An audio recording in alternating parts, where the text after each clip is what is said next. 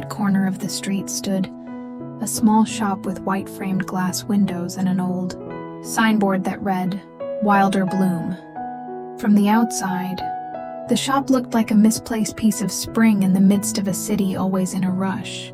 But inside, everything moved slowly, as if time itself bowed before the flowers. Lila Wilder knew exactly how to arrange flowers based on emotions. She didn't just sell roses or tulips, she sold messages, hope, sometimes farewells. Every morning she would stand in the middle of the shop, gazing at each flower she had grown and nurtured herself in the greenhouse out back. Her fingers would trace the fluffy petals of a blooming dandelion, and she'd whisper, "You're fragile, but full of hope." People blow on you without knowing they're making a wish. She didn't say it for others. She said it for herself, because out of all the flowers she sold, dandelions were the hardest for her to touch. Lila never forgot that day. The day her father, the man who always pressed dry dandelions into his journal, never came back. He was delivering a birthday bouquet for her mother. His car skidded on the wet road, and Lila's world shattered, along with the flower box found scattered on the roadside. Since then, flowers no longer symbolized love or celebration. They were only reminders that beauty could break in an instant. The shop bell chimed softly. Lila turned quickly, instinctively welcoming the first customer of the morning. A man stood at the doorway, wearing a light brown coat and a wrinkled scarf around his neck. His hair was messily tousled in a way that wasn't intentional, but somehow made him more charming. His eyes scanned the room before finally settling on Lila.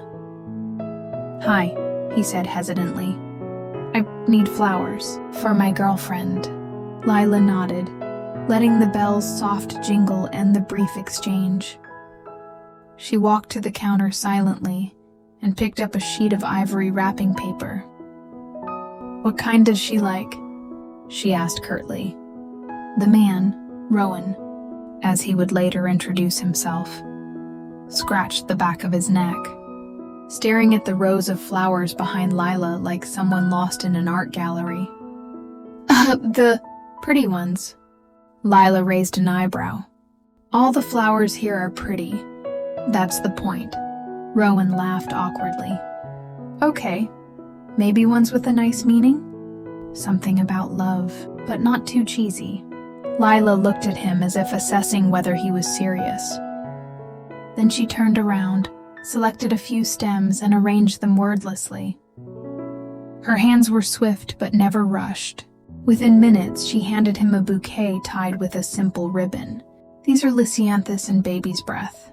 It means gentle love and sincere intentions. 150. Rowan received the bouquet as if it weighed more than it looked.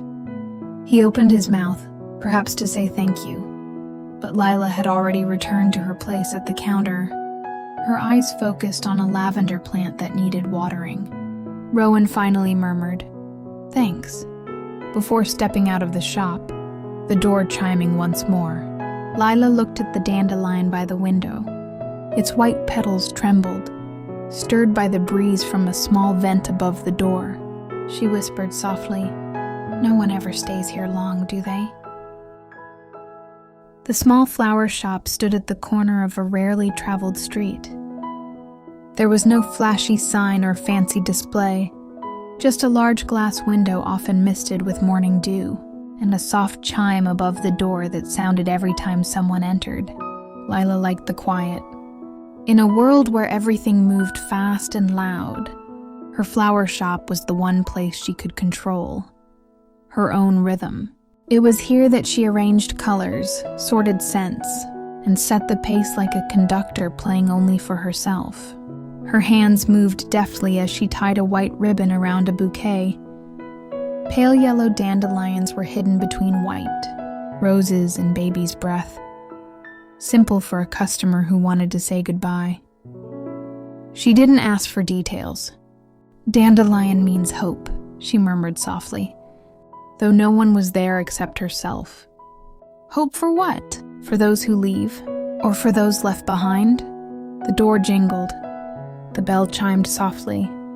Lila looked up. A man stepped inside, his brown hair messy and his leather jacket wet from the drizzle. He wiped his shoes at the door and stepped in like someone who knew this wasn't just any shop. Lila recognized him, not personally, of course, but he'd been here several times this week. Always buying flowers, always with that uncertain smile. "Good morning," he said, rubbing the back of his neck, looking awkward. "Another bouquet for your girlfriend?" Lila asked flatly, returning to her work. He chuckled softly. "Sounds pathetic if you've memorized it already. I remember all my customers, including the ones who come just to find an excuse to see you." Lila raised an eyebrow, staring at him for a moment. "But Rowan," she remembered his name from the receipt. "Last week," responded. With a smile that was too sincere to be just flirtation, she pretended not to hear. "Red roses again?" Rowan stepped closer to the counter, his eyes scanning the rows of flowers in their glass vases. His expression was tired, worn. "Today? I don't know," he finally said. "She's mad again. Says the flowers are too cliché. I just want to apologize but not look desperate." Lila observed him without speaking. She knew customers like this, people who bought flowers to patch something that couldn't be fixed with petals and ribbon. But for some reason, there was something in Rowan's gaze that made her hesitate. Slowly, she picked up a single dandelion and placed it on the counter. "If you want to apologize, use this." Rowan stared at it, confused. "Dandelion?" "A symbol of hope," Lila replied. "Or foolishness. Depends on who's receiving it." Rowan laughed again. But this time it wasn't awkward.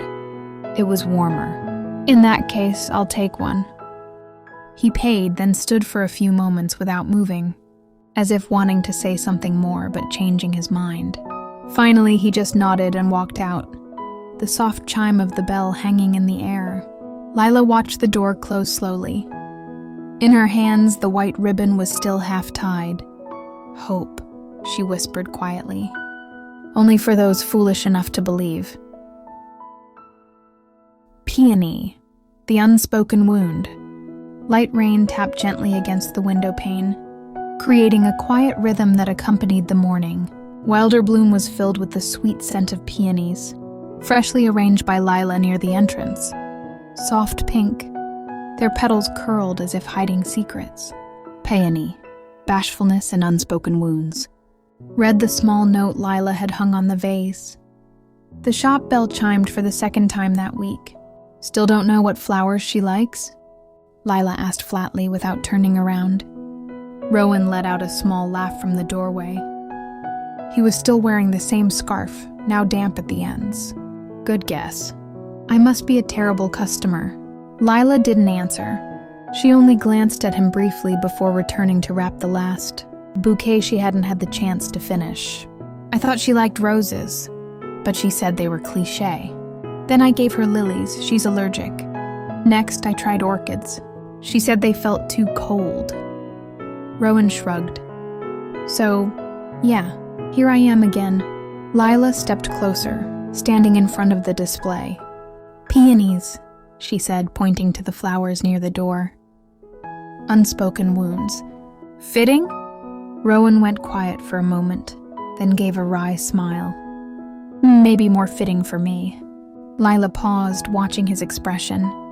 The smile looked whole, but his eyes were dim, like a light bulb trying to stay on in a storm.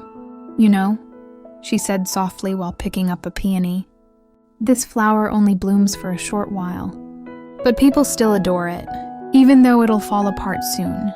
Rowan watched her, then asked, "Then why do you still sell it?" Lila looked him straight in the eye. "Because people always chase beauty, even when they know it won't last." A quiet pause lingered between them. Then Rowan sighed and nodded, as if holding something back. "She said I'm too soft. Said I crave validation too much. But I just wanted to make someone happy. Is that so wrong? Lila handed him a new bouquet, 3 pink peonies and a single stem of chamomile in the center. Chamomile for calmness. I hope you feel it, even just for a moment, she said. Rowan took it without saying much, then reached into his jacket pocket. Before leaving, he turned around and asked half-jokingly, "Are you always this cynical about flowers?" Lila didn't smile, but her eyes for a moment weren't as sharp as usual. "They're only beautiful for a while," she said, "then they die."